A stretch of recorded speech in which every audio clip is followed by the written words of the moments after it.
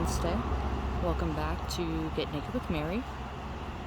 The moon's beautiful tonight, and truth be told, I'm a little angry. Actually, I'm more than a little angry. And so I thought I would come out and talk to y'all. I don't know about y'all, but do you I see things in the clouds, and it looks like, looking through the phone, and it may not look that way later, but it looked like there was like a man looking down at the moon. It was really cool.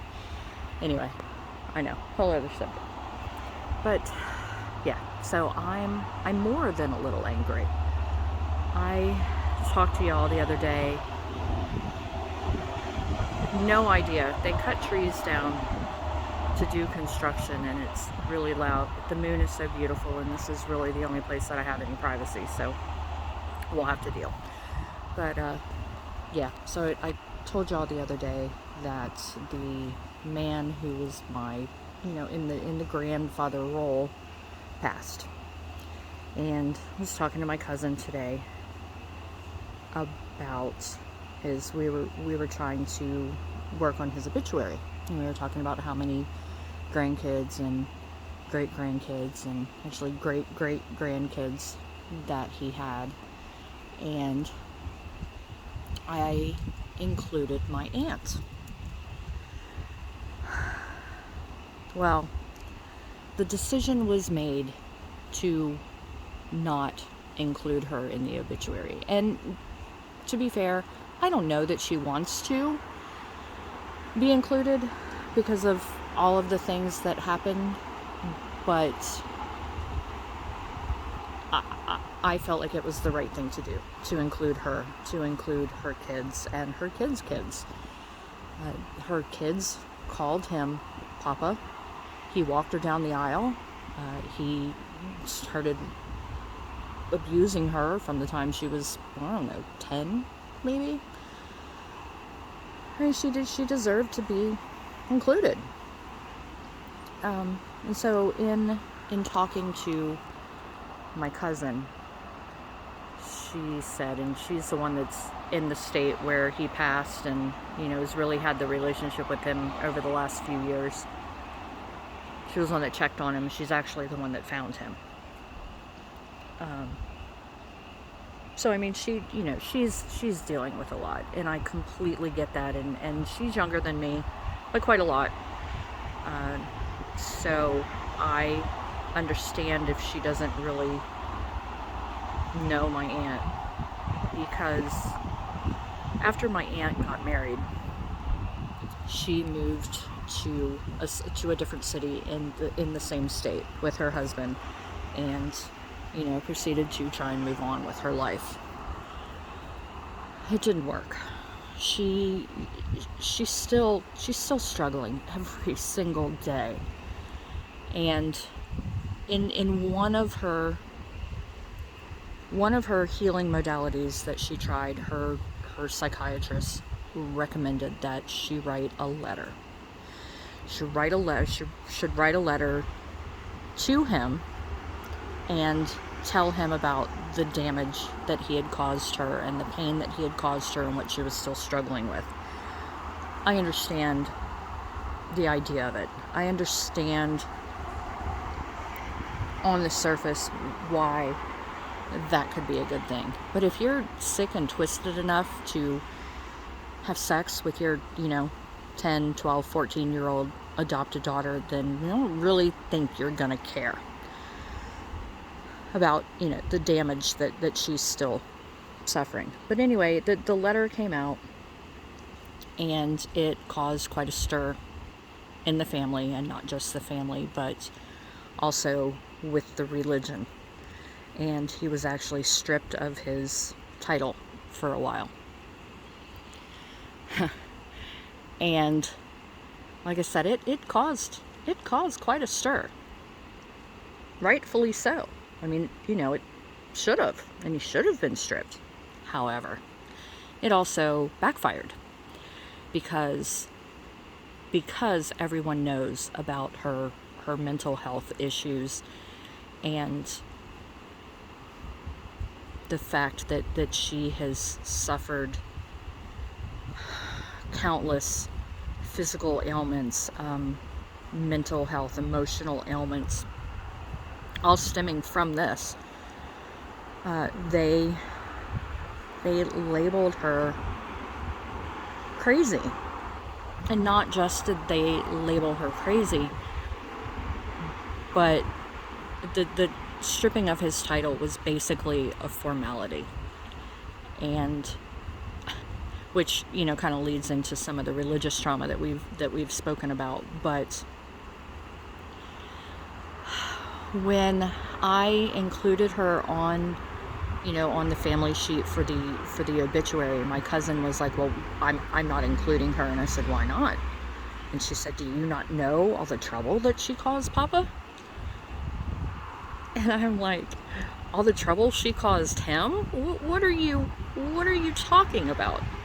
And I should mention that not only did this person do this to her for years, I've talked about, sexually inappropriate with me. He sexually assaulted both of my aunts that married this man's son, his first wife and his second wife. And so here's the point of this video tonight. They're still taking his side. They're still excusing him. They're still labeling her as the problem. This woman who is now 60-something years old, who has suffered with this over 50 years,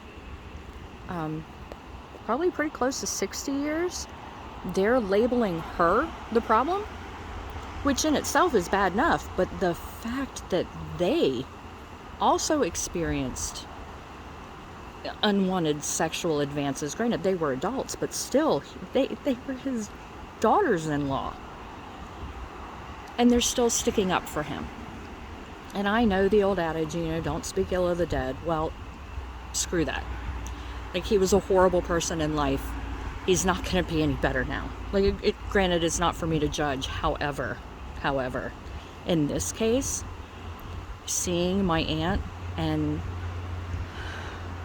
her being one of the only ones who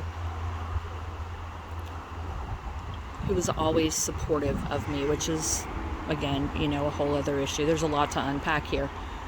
But she deserves so much better. She deserved so much better. And yet they're still blaming her. So my point to all this was, why are we victim blaming? Why are we victim shaming? Why are we excusing him?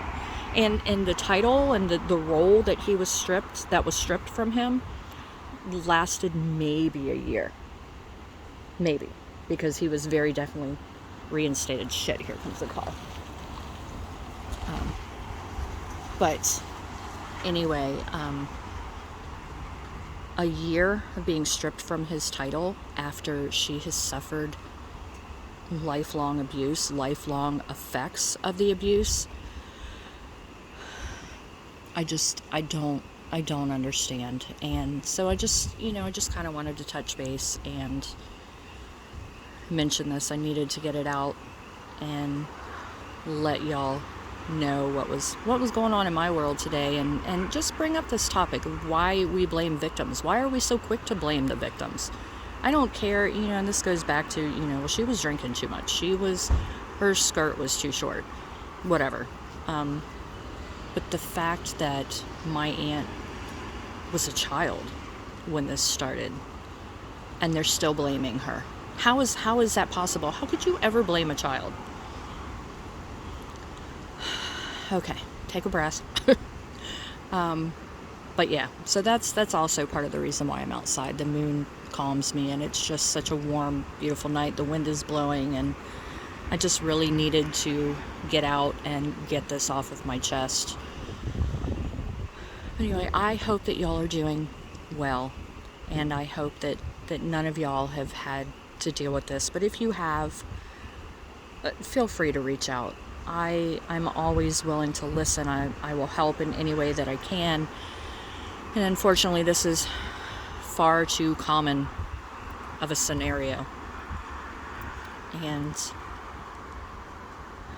yeah, I just wanted to get it out there. But again, thank you for coming back to Get Naked with Mary, and thanks for all the comments and the messages that you've left, and the likes and the subscribes. And truthfully, I appreciate that, because it helps it get out. But my purpose in doing this is, in doing this channel, is I'm a survivor. I'm a survivor, and I've been through a lot. And part of what got me through all of that was feeling like one day maybe I could help someone who was in the midst of it, who was still dealing with it, who needed some support. So if you're listening to this and you need anything, again, just let me know. I'm here. And hope you all have a wonderful day or a wonderful night. Thanks. See you next time.